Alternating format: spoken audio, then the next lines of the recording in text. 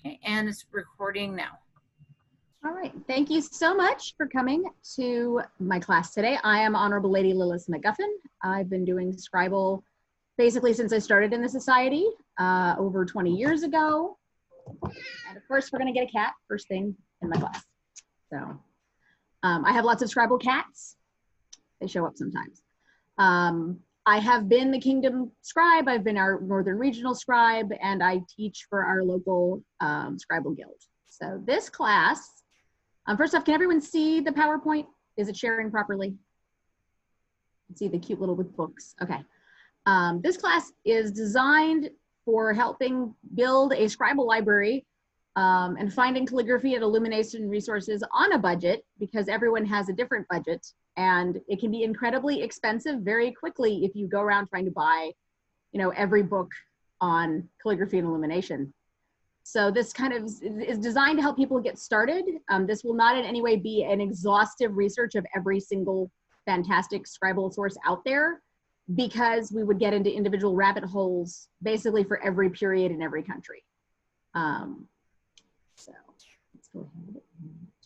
So the first thing to consider is, what are your personal needs in choosing, and finding materials? Like if you're just looking for, if you're looking for calligraphy books specifically because that's something you're working on, if you're looking for art references because your needs are different, if you're just looking for, well, I'm painting these charters and I need to know what this looked like, versus if you're designing original pieces, and what periods and styles you're looking for.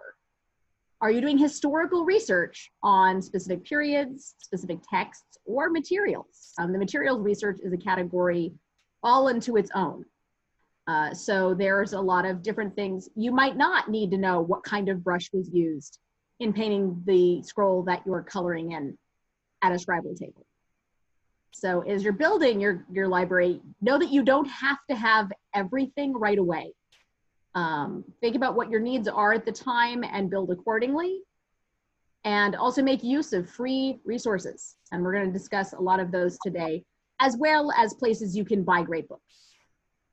So your goal is to grow it in a way that fits your budget, so you don't blow your budget, and your own personal needs. So first off, this is kind of a summary. We're going to go over these in more detail, but things that you can look at and find: free internet resources.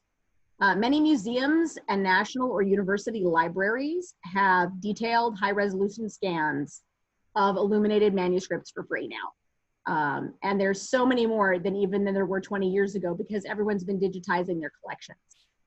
So often you can search and find a lot of really great stuff without actually leaving your computer, which right now is great since we can't really go anywhere. Kingdom Scribal web pages are also a great resource. Basically, almost every kingdom in the SCA has their own College of Scribes web page, and they will have links to all sorts of useful online information, including Ansteorra. Scribe.ansteorra.org is a great place to go to look for information. Your local library system, or if you have a local university, can actually be really useful even if you are not a university student. Some of them have they all have interlibrary loan, but some of them will have the ability for locals to still at least look at the works that they have or check things out. There are free online classes, SCA and otherwise, that we'll be going over. And of course, there are used and discount bookstores, many of which do in fact have online catalogs of their stuff and ship. So you don't actually have to go to other states or countries sometimes to find great stuff. And networking with other scribes, kind of like what you're doing today by coming to this class and finding out what sources I know about. So first off, the free internet sources, which I would say would be the best place to start always, is if you don't have to pay for it, try not to. As again, museums, lots of museums, national libraries are great. Almost every national museum that I could find in Europe has a online digital resource of all of the materials that they've got, including all of their best illuminated pieces from whatever cultures they've collected them from. So even if it's the National Library of France, not everything in there is just French. The British Library is amazing, and they have them categorized and sorted by country and by time period. So lots of those are awesome. It's free. They're high def scans, so you can download it or save it, you know, to your bookmarks, and you can zoom in really far and look at everything from color choice to brushstroke technique. So the online ones are great. Again, Kingdom Scribal web pages are awesome. They'll also have examples off sometimes of other people's, if you're painting something like a preprint charter like we have in Ansteorran, and you're not sure how you want to paint that one, often there'll be a library of things people have painted before, and you can also look at what other people did with the same style and concept. If you know you're looking for a specific book, because often you've been told, okay, we need something out of Visconti, or we need something out of the Hunting Book of Gaston Phoebus. If you Google those now, you will almost guaranteed find at least some images of it and links to buy the book, if that's what you're looking to do. But a lot of their most popular pages will come up, or links to where that book might be available in its entirety in a museum catalog online. So at this point, Googling is actually really useful.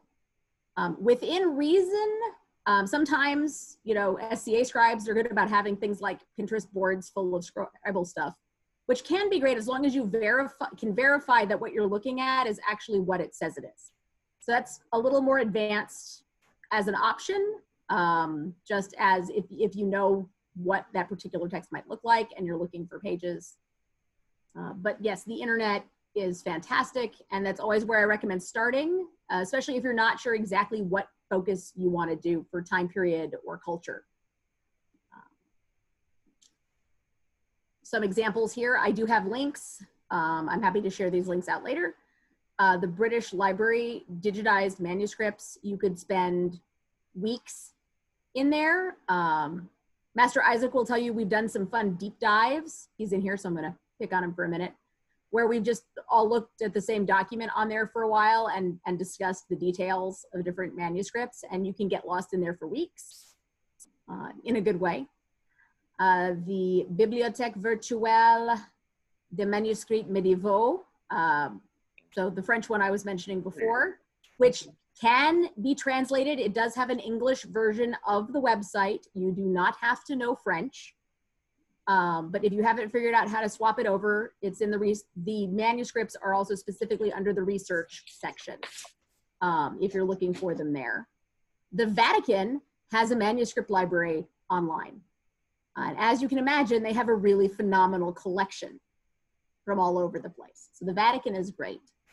One of the oldest on here for having readily accessible publications is the J. Paul Getty Museum in California. And they have had their virtual library up longer than a lot of the others. They started digitizing very early in the realm of digitizing stuff and putting it online for art consumption. So I've got a link to their publications. They also publish a lot of books, so they're going to show up a couple of times in our book discussion, but they're really useful. So finding the different museum collections, again, is just really phenomenal.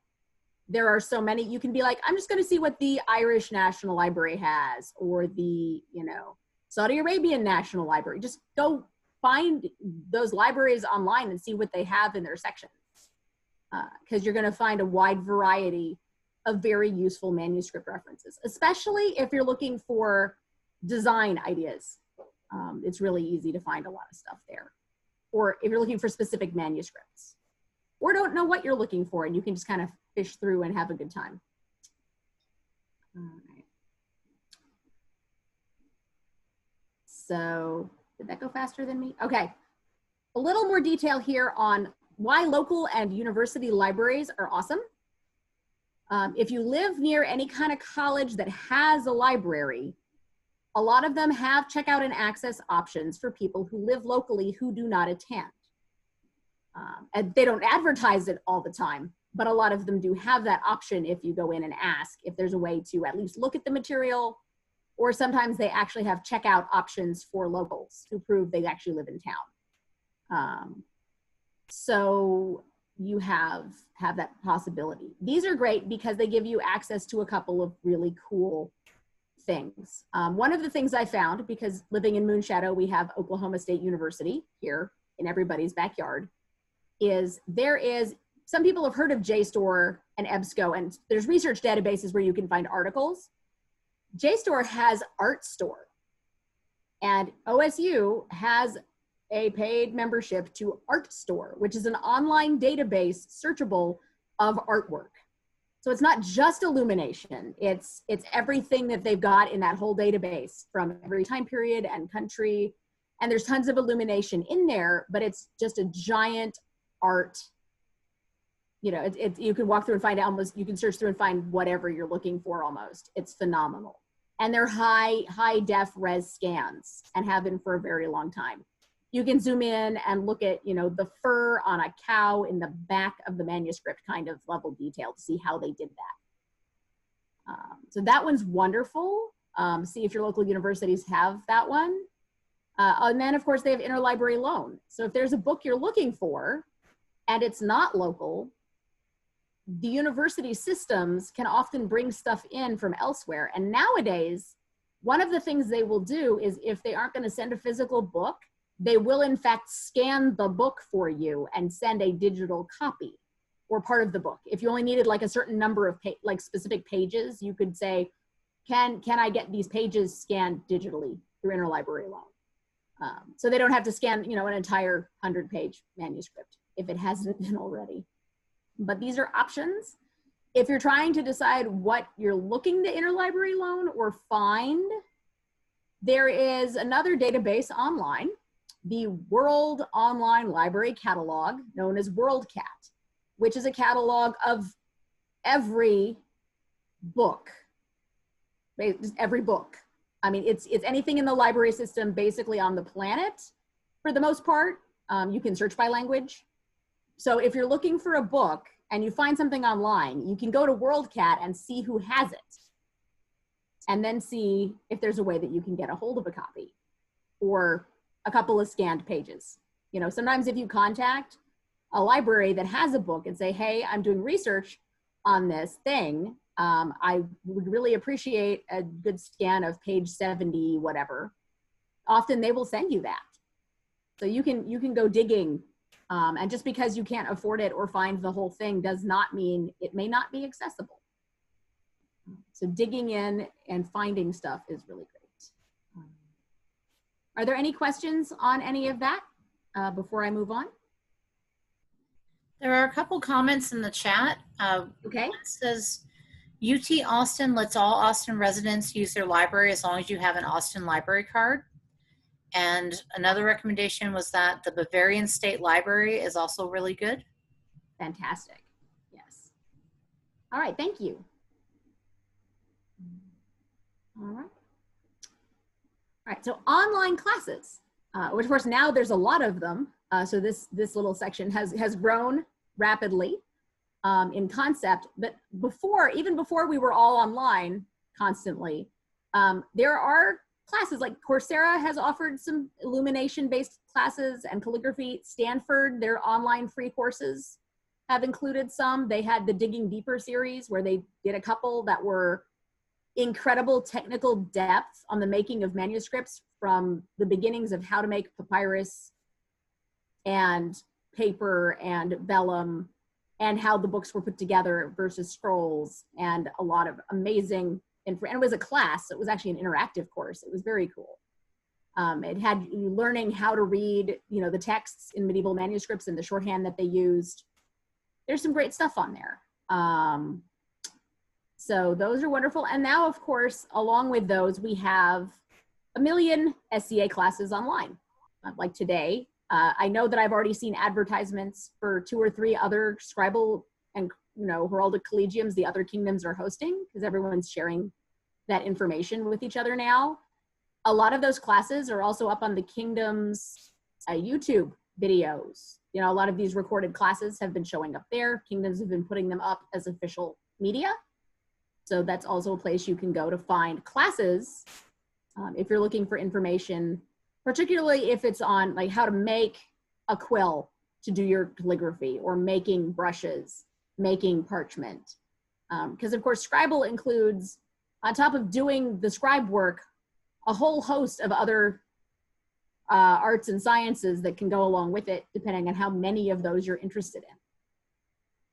So those classes are great. All the things I've mentioned here are free. There may be some paid classes. Of course, if you look at universities, often they have paid classes. But like I said, I was trying to work on the budget version for this one, because most of us aren't paying for a whole bunch of college courses for a non-existent, degree field that we're not doing. But that's that. Discount and used bookstores. This could be 300 slides, and I probably wouldn't get through all of them. Because the nice thing today is if you Google a book, you will get 300 links to every place that's selling it, including eBay. So if you're looking for discount bookstores and used bookstores, there's a lot of them. What I have here are some of the ones I have found useful, some of them that you can actually sometimes access free material on, or that you find a wide variety of Scribal books at. Half Price Books is very popular in Ansteorran. We have them kind of all over the place, and I'm sure they're elsewhere. But if you've ever been into a Half Price Books, it's kind of surprising the number of books in that art section that they have on different Scribal and illumination and other art periods and styles. So if you're looking for something, and they'll often have, because it's overstock often, they'll have 5 or 6 copies of something on a great discount price. So Half Price Books is actually really good for finding a lot of the more common or the more commonly published, because obviously they have extra illumination books. One of my personal favorites that I had to put on here and not keep to myself forever is the Strand Bookstore in New York. I don't know how many folks here have been to Manhattan. The Strand is the last remaining bookstore out of the mile of books in Manhattan. It has over 18 miles of shelves within its walls. And the first time I went in, I almost couldn't walk back to the apartment with the number of books I got out of that bookstore, because they had so many things at incredible discount, used book out of print prices, that it was really hard to decide. They had several shelves of Scribal books. And they do have a website, and they do ship. So if you see something on their site that you like, you can just order it and they will mail it to you. But being in New York, they get a lot of really great random used art books. So Amazon does actually have a lot of them at pretty good prices. If you ask, a lot of scribes have a list on their I Want It list of books they're stocking for good used prices, because the new ones may be expensive. But Amazon is actually a perfectly great place to find a lot of the books that we'll be discussing. Google Books, if you've noticed, while you can pay for books on Google Books, often there are books on there you can read for free. And I have found a lot of great research and things randomly when I've done a search, and it'll pull up and, hey, that book's on Google Books. And it brings right up to the page that you're looking for, because algorithms are amazing. And you can just kind of pull it up and look at what's there. And often those have sections that are free. Sometimes the whole book is actually public source. abebooks.com is just another really great online bookstore that has used materials. And therefore they get some of the older materials that you can't find if people are looking, to sell mostly new stuff. Thriftbooks.com came up in a lot of my searches for Scribal images and books last night when I was working on updating this class. So that one I'm going to mention. And there are lots of these. So like I said, any used bookstore, give it a look. You never know what you're going to find, especially if it's near a college or art museums or places where people might have purchased them before. You can always find them. A lot of these you can find new, especially a lot of the research-based materials, but they're going to cost more new. So. And then, of course, we discussed networking. Talk to people who do illumination and calligraphy, because everyone is going to have a different recommendation on what their favorite foundational books are for any subject. What do they have? Ask them where they found them. At some heraldic and scribals in the past, when we were all in person, we actually had scribal show and tell libraries where people brought some of their favorite books with their names, you know, on them in sticky notes, so no one would lose their books. And everyone could actually look at what other people had, because there are so many, you're always going to find something you haven't seen before. And that was really incredible. What sources do they know of? Will they let you borrow it? If you need to look at a book and you can borrow it for free from someone and give it back later, that is an awesome, awesome option.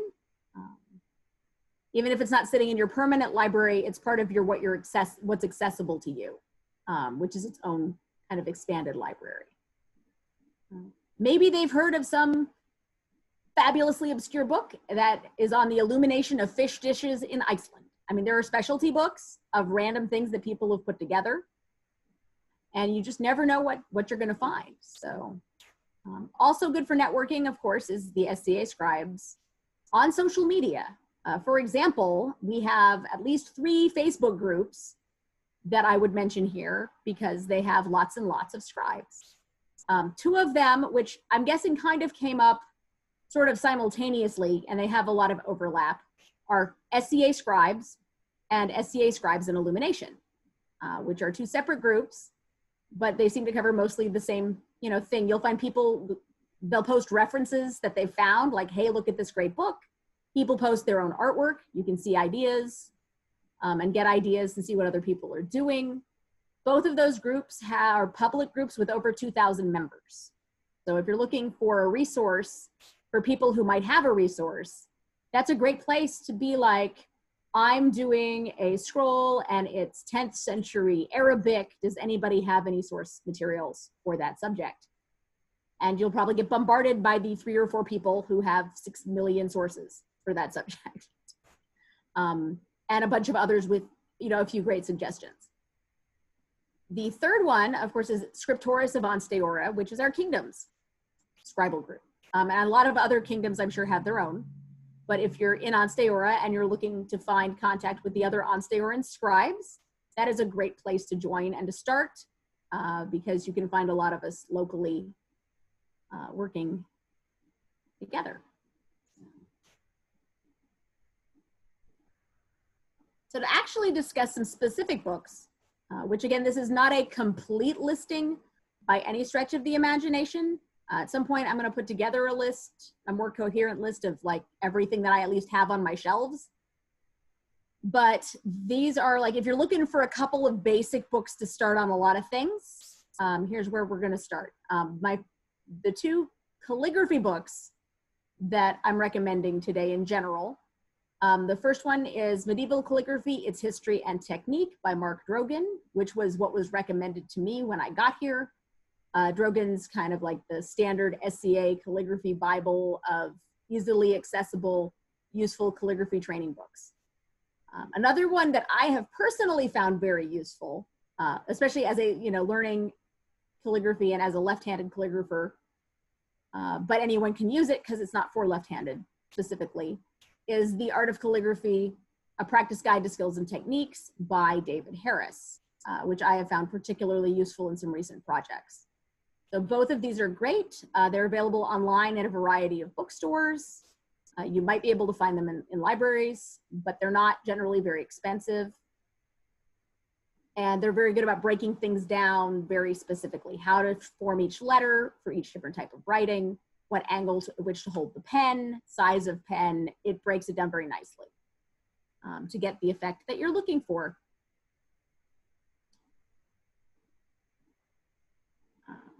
Illumination is a much longer list. So this is a very, very short, not even remotely all-inclusive list.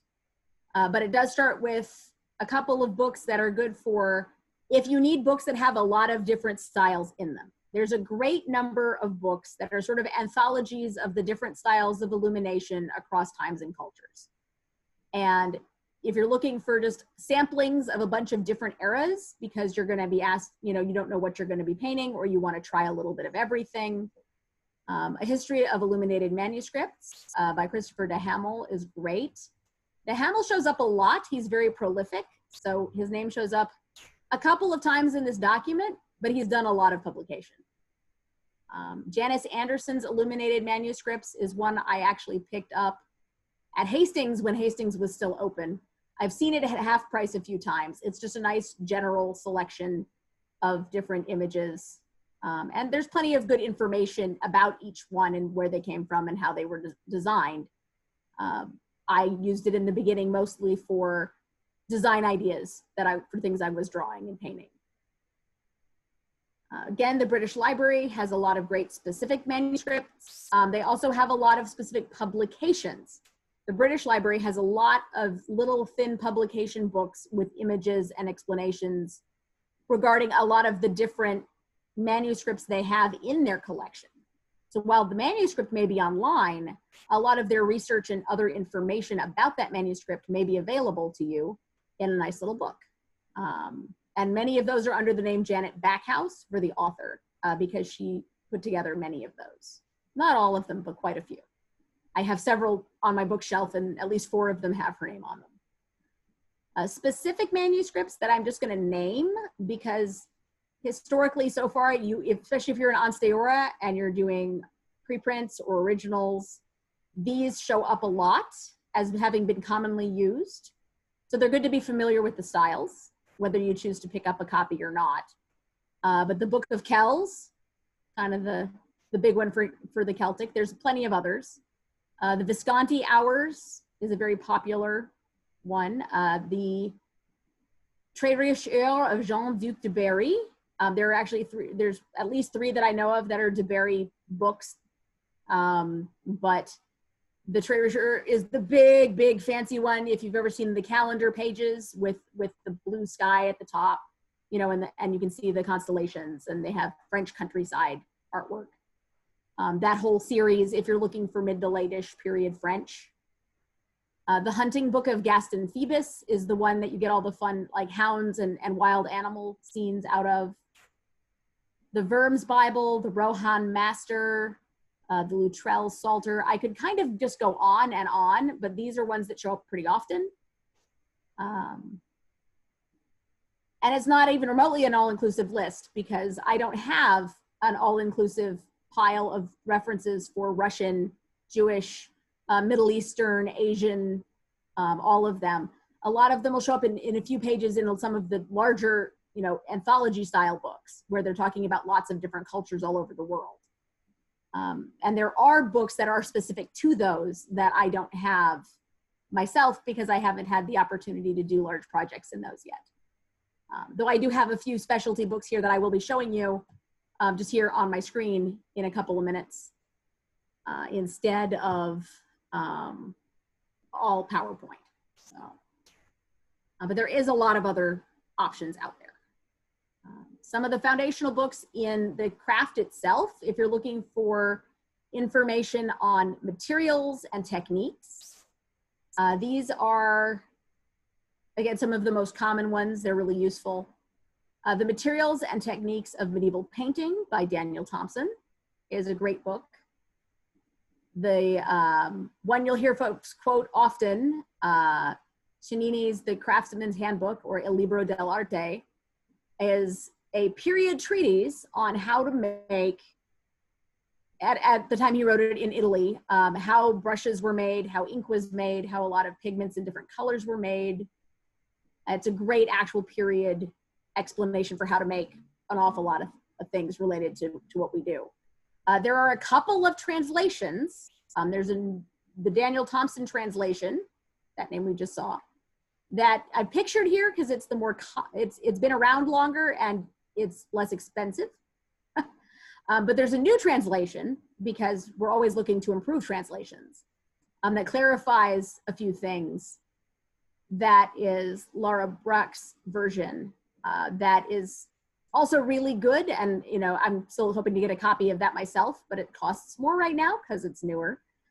And so, and I'm always up for what's more accurate in a new translation. But the old one is perfectly good to use. And it's very useful if you're looking to actually look at how something was made in period. because the good news is a lot of how things were made is pretty similar. Medieval Craftsmen, Scribes and Illuminators by Christopher de Hamel is a great book, again, on a lot of how things were made and how they did it. And then the Introduction to Manuscript Studies by Clemens and Graham is a huge, beautiful, fantastic work that goes into a lot of detail on a lot of this as well. It's the biggest of these three. Some of these are quite small, but very useful.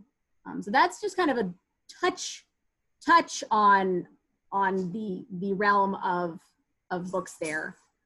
I am going to see if this will let me stop sharing that for a minute, because we've gone through that, and I am going to see about putting myself in the middle. It's not doing that. Okay. If folks wanna click on my screen, I am going to, there we go. All right. I remove the virtual background because it doesn't like to let me hold things up if I'm using it. So we're just gonna take that down for a bit, which is fun because now you can actually see, even though we're not using it all today, my entire Scribal library is over behind me, except for a few that I've brought up here.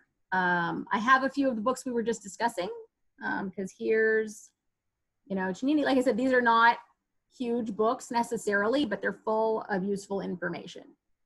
Some of the material books, I had referenced a couple of these earlier that I wanted to pull up because the names don't automatically inspire what they are. This is the Hunting Book of Gaston Phoebus. There was the point, and sometimes you can still find this. There'll be multiple copies of this at like a half-price books. And it's wonderful if you're looking for hunt scenes and animals, all these great dogs. If you're looking for that kind of thing, these are really great for a wide variety of SEA activities. If you're looking for an equestrian idea for a scroll, there's horses, hunting, fighting, archery. There's a lot of people doing a lot of things in here that works for that. But I did want to hold up a couple of others because I do have, as I've dug into things, there are books. For example, I found this wonderful book at the Strand for $7.50 out of print. And this is a book on Hebrew manuscript painting by Joseph Gutmann. So this is wonderful because, we keep saying everything, is Western Europe. It's Christian-based stuff. But there's a lot of wonderful stuff beyond that that goes into a lot of the other cultures we have in the SCA. So this is a great little book that I've had a lot of fun with. And it just has layout and design, and it discusses different plates. But there's just some really nice stuff in here because it's really fun to look at how they did different things. So this one's really fun. And then I had another one in here I wanted to pull up because I did also find, and I'm not sure if I know where I got this one. I don't think it still has a sticker on it. But this one is, in fact, a book on Russian illuminated manuscripts by Olga Popova. So it's by someone who's Russian. And this one is great because, again, they have very different styles. They do a lot of different things, and it breaks down, what the different manuscripts are in different countries. So if you're looking for something, if you can find a book that isn't necessarily a specific manuscript because you have no idea what you're looking for, if you find a book on the topic that you're looking for, these topical books are wonderful because they do have images, and that may be all you need, is to find an image in a time period that matches what you're doing. But they'll also give you names if you want to go dig deeper online and look for the whole manuscript or research on that manuscript. It just depends on how deep you want to dig. So are there any questions or thoughts? Anybody who, I know there are a few people in here who have probably done this class that are useful. Yeah. Okay, Julian Chazal, yeah. All right, Chazal's Calligraphy, A Complete Guide is also excellent. So that's great. Thank you everyone who's also referencing other things in the chat. Like I said, everyone has their favorites because there's many of them and they're all useful. And so you can just find what works most for you. Are there any questions? I wanted to comment that some universities, if you're an alumni, you do also have access. Right. That's awesome. And it's true because they all love their alumni because they want their alumni to send them money. So there's, you know, alumni perks. Do you find the museums in Europe, if they are a non-English speaking country, do their websites are generally easy to follow for somebody who only knows English?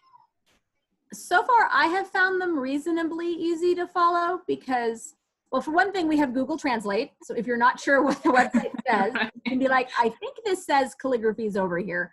I have also noticed that most of the major ones will have an option of an English version of the website. A lot of them do, just because of the prevalence of English in international business these days. And what kind of terms would you search for if you were to search for manuscripts of a specific style, or how are they usually labeled? Are they always called manuscripts, or? But basically, yes, if you're looking for pieces of illuminated art in period of any kind, you're looking for the word manuscript. Okay. Because that's what's going to help you find it. Because that's what most of them are called. Books of hours is also a good set of terms because a lot of what they did, if they weren't Bibles specifically, prayer books were very popular just because a lot of it for several centuries was specifically, you know, religious based, and a lot of it was coming out of monasteries and Right. houses that were funded by the church. So a lot of those will come out of that. But generally, yes, if it's a bound illuminated hand-drawn book, it will be under the term of manuscript. Okay, thank you. You're welcome. Because otherwise you're like, I don't know how to search this. Like, Right, I got exactly. all the books. Right. But sometimes it may not be. For example, the Gutenberg Bible was actually a printed book, but they illuminated them afterwards. So while the text was printed, every one of them is painted a little differently. Oh, okay. So if you get a hold of a Gutenberg, those are kind of fun. We have one in Ansteorran. The University of Tulsa has a facsimile, so a very, very nice reproduction in full-size facsimile of a Gutenberg in their special collections. And the SCA has gotten permission before because one of our prominent Northern members works in special collections at TU for a bunch of us to go visit. Okay.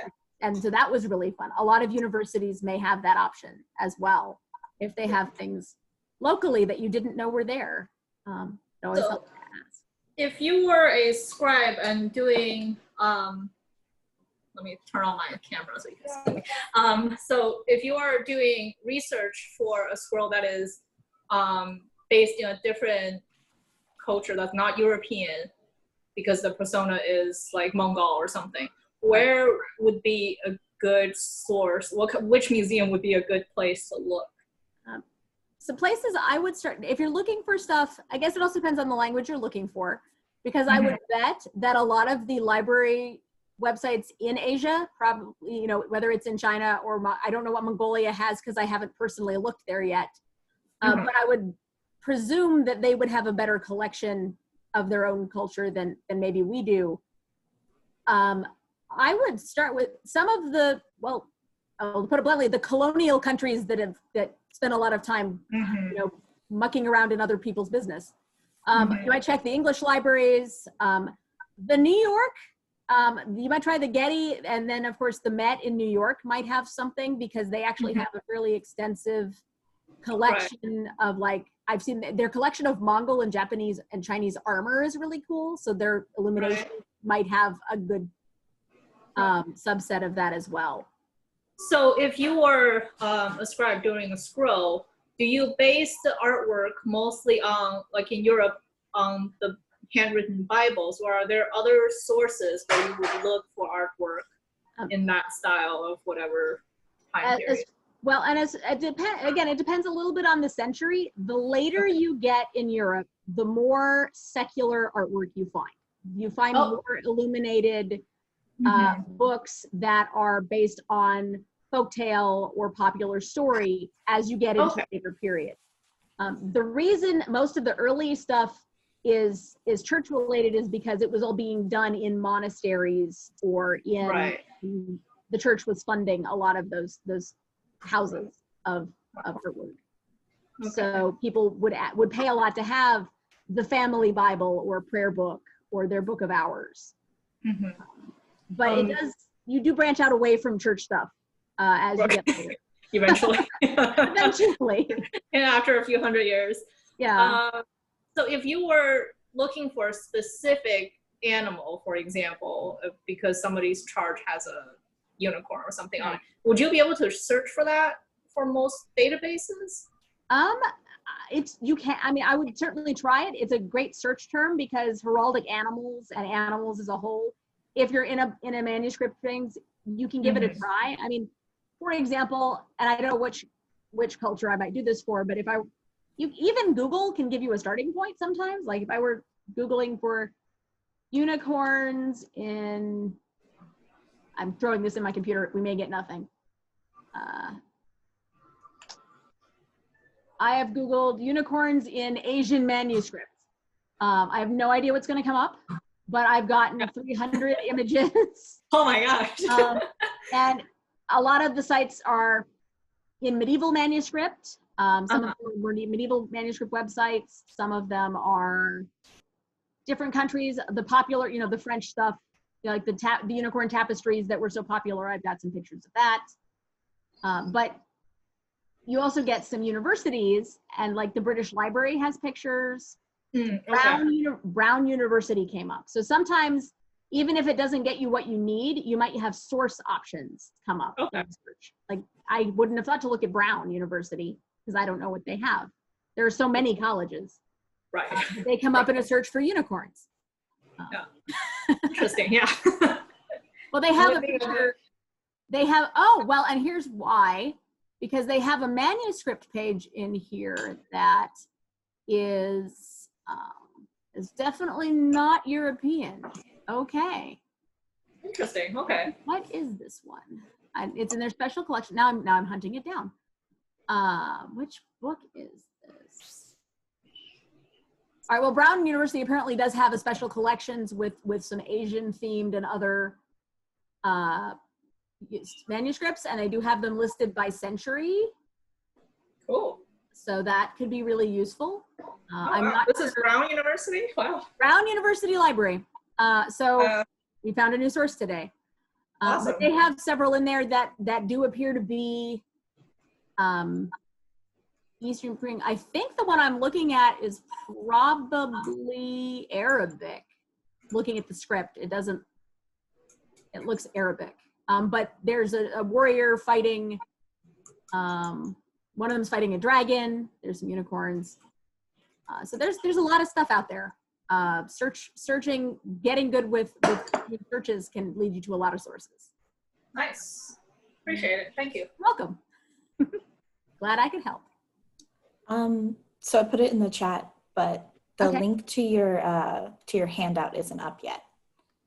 And I would very much like it because I've already forgotten all the books you said. Okay. Let me pull one of those. I haven't actually updated the handout that this class is based on yet. But I do have one. I did not bring it today. I will make sure to get that up. Give me a second. There are also a lot of comments in the chat suggesting some other resources. Yes. Are they other than the ones we've discussed so far? Yes. Okay, so the Victoria and Albert Museum, that's a great one, yes. Different kinds of borders, the Hours of Catherine of Cleves. Yes, that is fantastic. Love Catherine of Cleves. The Morgan Library, yes, is wonderful. Yes, and Googling, giving a century and a country versus saying medieval is definitely better. Medieval is going to bring up, while you'll get some sources, you're also going to get every Ren Fair costume and, fantasy novel practically in existence. So medieval as a search term is not overly helpful. Do you think Google Scholar is a little more concentrated, easier to find things than just it general? Might be. You might give Google Scholar a try as well. Especially if you're looking for materials research and some of those more scholarly books. Okay. Other recommendations. I've never tried to search for an image on Google Scholar. Right. The Grandeur of Anne of Brittany is also a great one. Okay. I think I've gotten through everyone's comments on there. Give me a second and I can pull up, find my handout for this one. It is,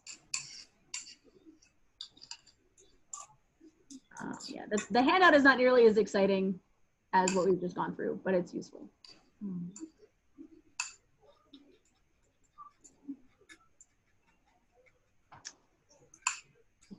Are there any other questions? Because that's mostly what I had for today. Like I said, we could. Oh, really? UT Austin has an original Gutenberg. Oh, that's fantastic. Yeah, it's at the Harry Ransom Center, which is a really cool museum anyways. Can you go there and look at it, like in person? As far as I know, yes. Not right now, though. Right, yeah. Yeah, nothing's happening right now. Or I wouldn't go anyway. Do you know of other black manuscripts besides just the Morgan Black Hours? I know there are others. Off the top of my head, I do not personally have a name, but I could certainly look those up. And if he's still in here, Isaac has been looking into Black Hours. Isaac, do you have any other names that you could throw in there? I do. I would have to go hit my class handout that I've been working on to dig them out. But there's only a handful of them in existence anymore. Right. Okay. So there are more, and you should definitely get with Master Isaac about those. They're pretty bad. I think you can do anything you want except the comment.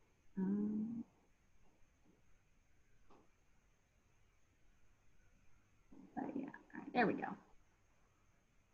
I need to get the handout onto the computer we're actually on and not my other computer so I can share it. But yeah, no, that's phenomenal. Thank you everyone for coming today. I really appreciate it. I hope this class has been helpful for getting started. I'm of course happy to discuss sources in other areas. There are certainly areas that I am not the expert in because we all have different areas of expertise, but that is kind of a place to get started in building your library, and especially without spending lots and lots of money on very expensive books. Yeah, it's been great. Thank you so much. You're welcome. Very helpful. Very helpful. Glad to be of help.